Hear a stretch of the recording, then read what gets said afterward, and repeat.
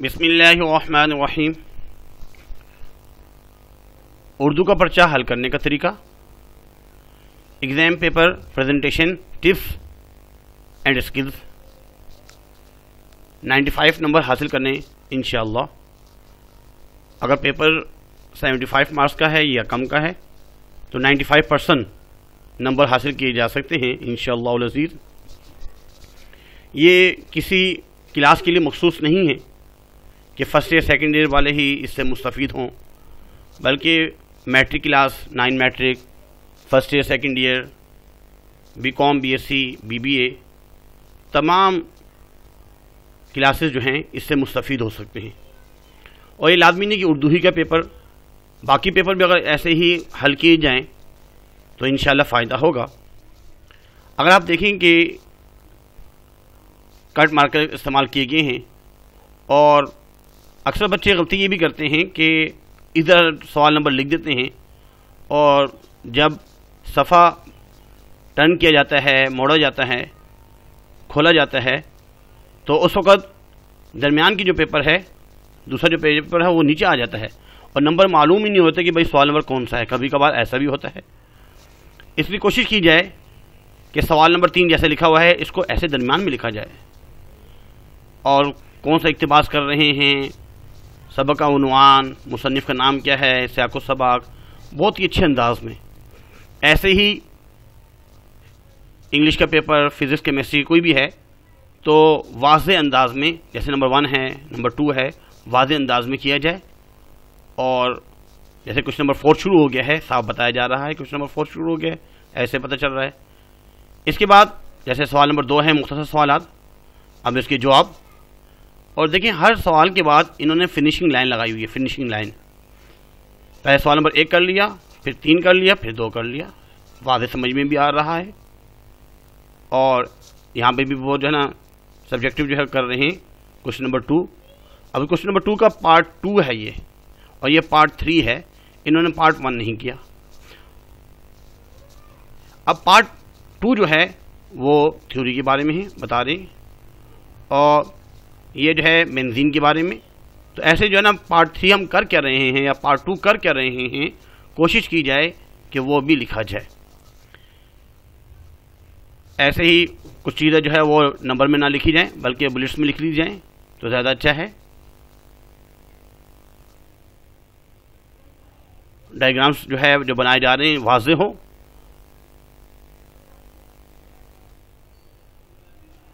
Description में भी तमाम लिंक्स जितने भी हमारे जो है वीडियो हमने अपलोड की हैं उसकी लिंक्स मौजूद हैं, वहाँ से आप लोग देख सकते हैं। और डायग्राम को जो लेबल करना है वो बहुत अच्छे अंदाज में।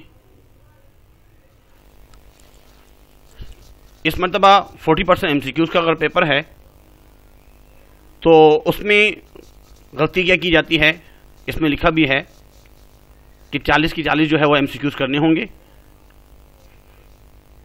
उर्दू में, या 40% जो भी बनता है। वो जो सवाल होता है वो इम्तिहानी कॉपी में नहीं लिखना होता। कभी कभार ऐसा भी होता है कि बच्चे लिखना शुरू कर देते हैं। और सवाल के असल नंबर और जुज़ के सामने मुकम्मल जवाब तहरीर कीजिए। मिसाल के तौर पर यह सवाल है, अब जो है इसके आंसर कैसे देने हैं। तकरीबन 6 MCQs हैं, अब इसके आंसर कैसे देने हैं इसको ज़रा देख लीजिए। ऐसे आपने वाज़े अंदाज में दरमियान में लिखना है। सवाल नंबर 1, कसीरुल इंतखाबी सवालात के जवाबात। ऐसे नंबर 1, 2, 3, 4 लिखकर आपने उसके सामने, जैसे नंबर 1 का जो है आंसर है कुदरत इलाही, तो आपने कुदरत इलाही लिख दिया। कभी कभार ये भी गलती की जा रही होती है कि नंबर 1 में मतलब अलिफ बे, अब बे है सिर्फ बे लिख देते हैं। अब क्वेश्चन पेपर में से उसको देखना कि बे है क्या।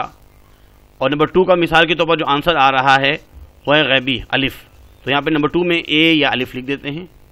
ऐसा ना लिखा जाए बल्कि जो आंसर है सही आंसर लिखा जाए। कभी कभार ऐसा भी होता है कि जैसे मिसाल के तौर पर नंबर 3 का हमें आंसर नहीं आ रहा तो हम वक्ती तौर पर नंबर 3 छोड़कर तो नंबर 4 का जो आंसर लिखेंगे वो नंबर 4 में लिखें। ऐसा ना हो आपने नंबर 4 का आंसर इसमें लिख दिया। ये सीक्वेंस जो है बिल्कुल सही होनी चाहिए। जिसका आप आंसर लिख रहे हैं वो उसी नंबर में लिखा जाए। इसमें ख्याल किया जाए कि अगर मिसाल के तौर पर ये 40 हैं तो यहाँ पे नंबर भी आपने 40 लिखने हैं और हर एक का जो आंसर बन रहा है वो उसके सामने हो।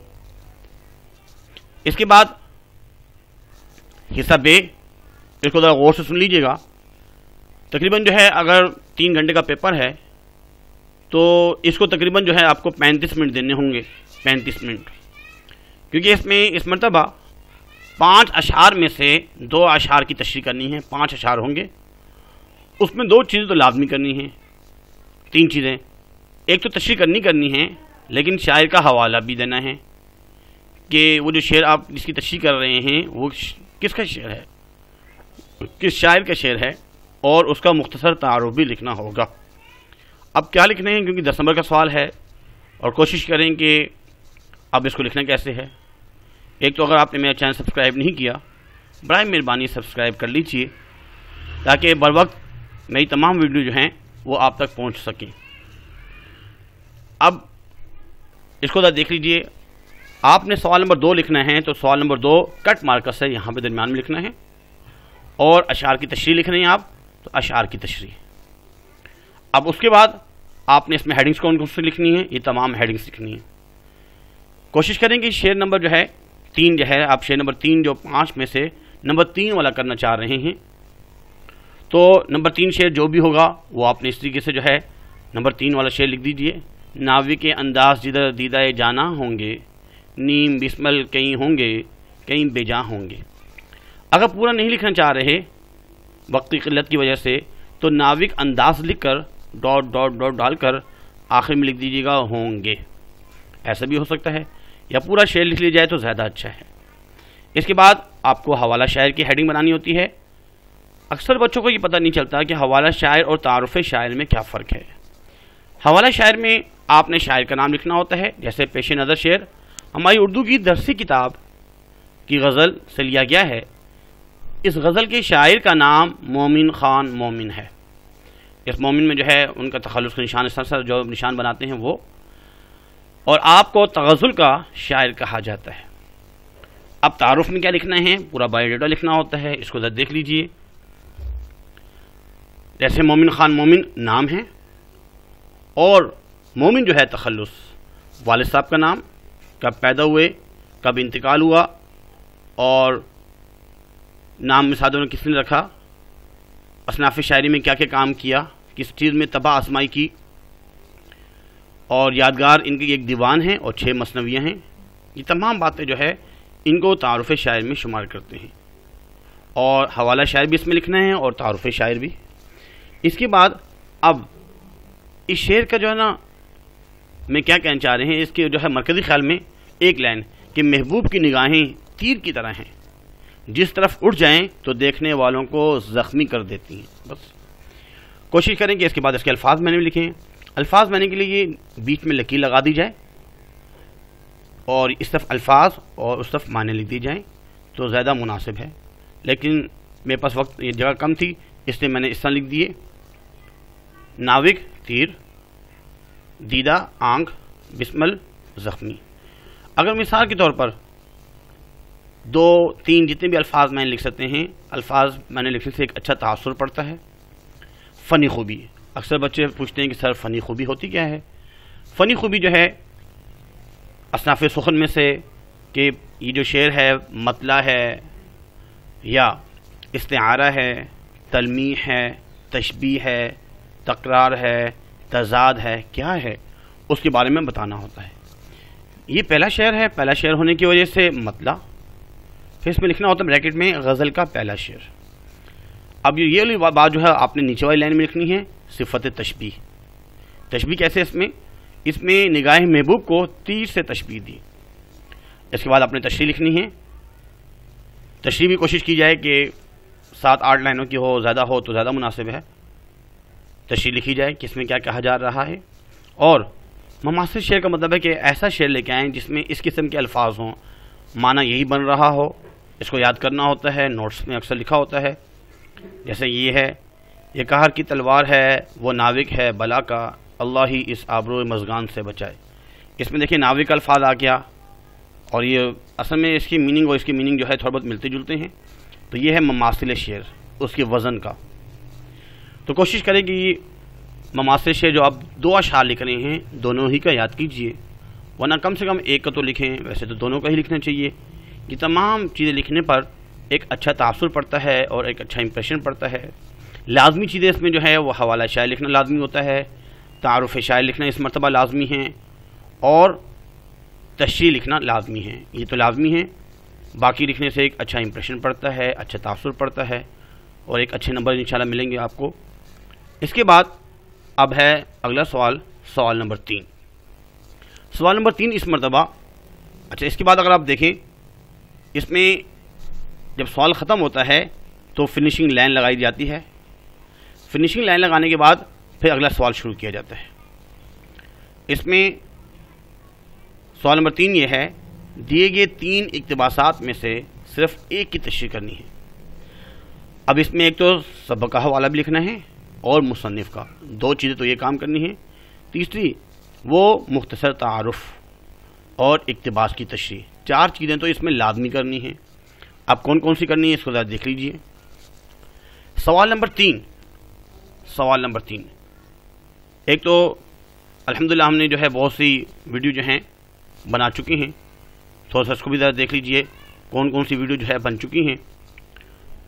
अगर मिसाल के तौर पर हमने उर्दू का गेस्ट पेपर जो है बनाया है, ऐसे फर्स्ट ईयर का, सेकंड ईयर का गेस्ट पेपर, मुताले पाकिस्तान और बीकॉम BSc वालों के लिए भी कुछ काम किया अल्हम्दुलिल्लाह, इस्लामियात, उर्दू, PST वगैरह,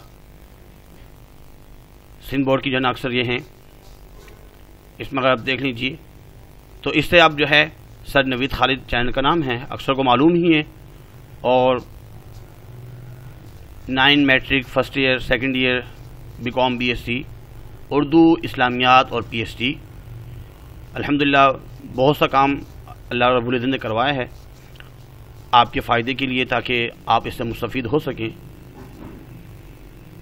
और अल्लाह ही से इसका अजर और आपकी दुआओं के भी तलबगार हैं। अल्लाह ताला हमें अच्छे हमारे इखलास नसीब फरमाए। ऐसे जो है बहुत सा इसमें अल्हम्दुलिल्लाह काम किया है, इससे आप मुस्तफ़ीद हो सकते हैं। इसके बाद बात ये हो रही थी कि सवाल नंबर 3 आपने लिखना है इक्तिबास की तशरीह। इक्तिबास की तशरीह में क्या क्या चीज़ें लिखेंगे, कोशिश करें कि इक्तिबास नंबर 2, जो आप 3 इक्तिबास आए हैं, आपको इक्तिबास नंबर 2 याद है वो लिखना होता है थोड़ा सा। इसके बाद हवाले सबक, हवाले सबक में कोशिश करें कि यहाँ पे हमज़ा हो, हवाले मुसन्निफ, तारुफ मुसन्निफ, सियाक़ो सबाक और तशरीह। जो लिखने की चीज़ें हैं, हवाला सबक लिखना ज़रूरी है, हवाला मुसन्निफ और तारुफ मुसन्निफ और तशरीह, ये 4 चीज़ें लिखना तो ज़रूरी हैं। इक्तिबास से ये पता चलता है, बेशक आप शुरू के अल्फाज बीच में डॉट डॉट डालें और आखिरी अल्फाज इंशाल्लाह हम अभी आपको बताते हैं, और सियाक़ो सबाक से भी एक अच्छा इंप्रेशन पड़ता है, और अभी आपको बताते हैं कि सियाक़ो सबाक होता क्या है, अक्सरों को मालूम भी है, और तशरीह। बराए मेहरबानी इसको जो है अपने दोस्तों में भी इसको शेयर कीजिए ताकि जो है वो इससे मुस्तफ़ीद हो सकें। सब्सक्राइब तो आप लोग कर चुके होंगे, अगर नहीं किया तो सब्सक्राइब कर लीजिए।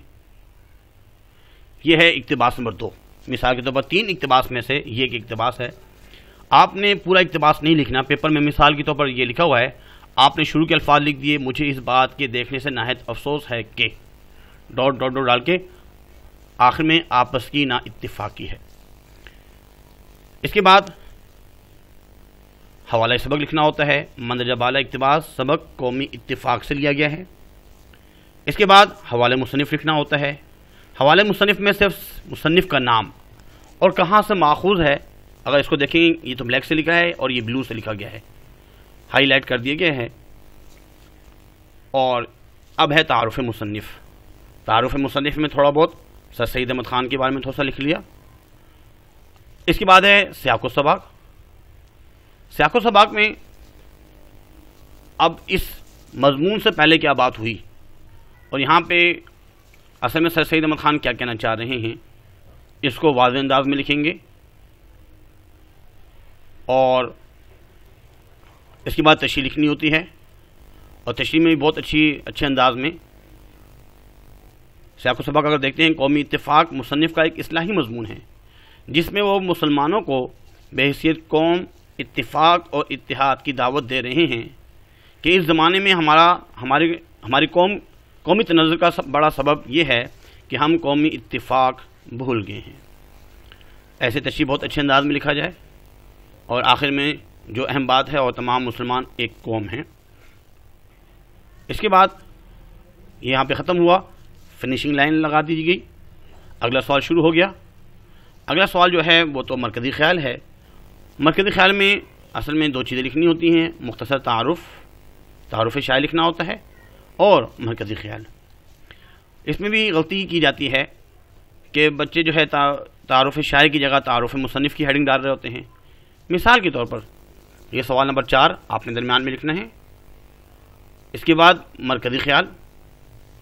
अब मरकज़ी ख्याल कौन सा कर रहे हैं आप, नंबर 1 वाला, 2 या 3? मिसाल तो अक्सर बच्चे नंबर 2 लिखकर लिखना शुरू कर देते हैं और ये भी लिखते हैं नंबर 2 है कौन सा।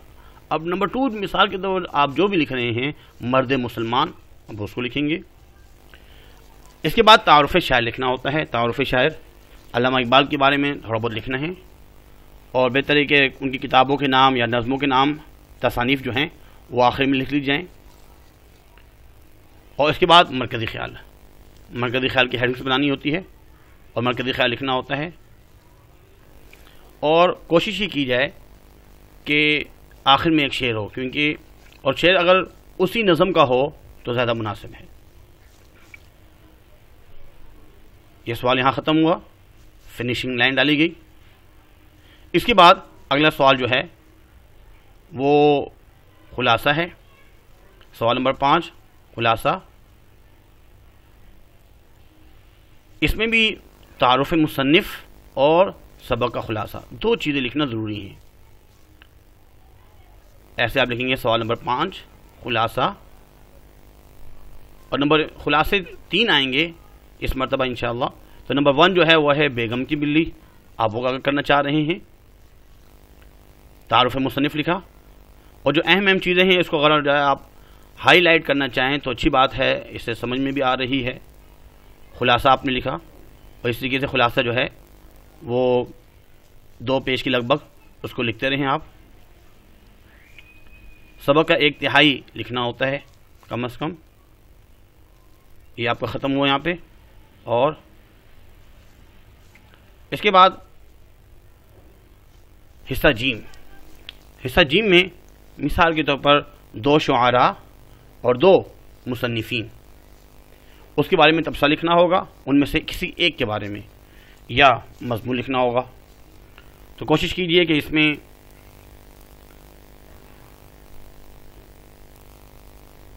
तबसरा अगर आप कर रहे हैं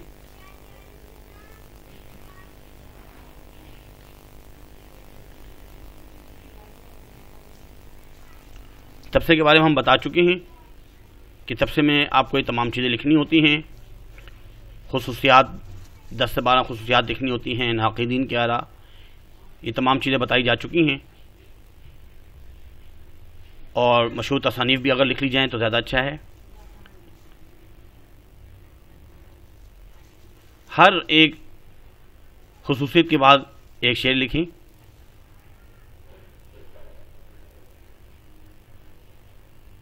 दस खुसूसियात लिखी, उसके बाद नाक़िदीन की आरा। ये तो शायर की बात है, मीर तकी मीर।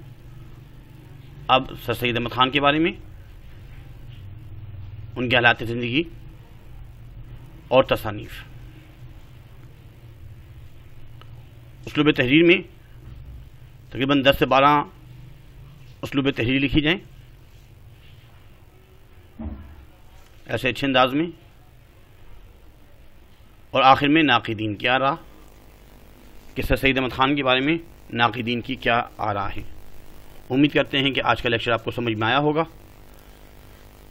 दुआओं की दरख्वास्त आपसे, अल्लाह ताला अमल करने की भी तौफ़ीक़ अता फ़रमाए, सही मानों में दुनिया और आखिरत में कामयाबी अता फ़रमाए।